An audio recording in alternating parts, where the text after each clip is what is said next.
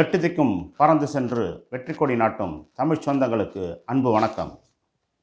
News time Tamil YouTube channel வாயிலாக தங்களை சந்திப்பதில் மிக்க மகிழ்ச்சியும் உற்சாகமும். இன்றைய நாள் 29/5/2024 புதன்கிழமை. செய்திகள் வாசிப்பது உங்கள் கவிஞர் பிரபாகரன். தமிழர் நலம் காப்போம். முக்கிய செய்திகள்.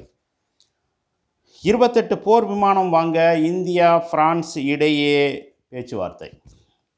வட மாநிலங்களில் ரெமல் புயலால் கடும் பாதிப்பு. மீட்பு பணிகள் தொடர்கின்றன. மிசோரமில் நிலச்சரிவு.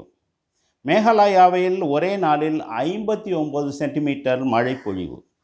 மக்களவை 7ஆம் கட்ட தேர்தல் பிரச்சாரம் நாளை மாலை முடிவடைகிறது. கன்னியாகுமரி விவேகானந்தர் பாறையில் பலத்த பாதுகாப்பு. தமிழகத்தில் ஜூன் 3 வரை மிதமான மழைக்கு வாய்ப்பு. தமிழ்நாட்டில் இயல்பை விட 23% கூடுதலாக கோடை மழை பெய்துள்ளது.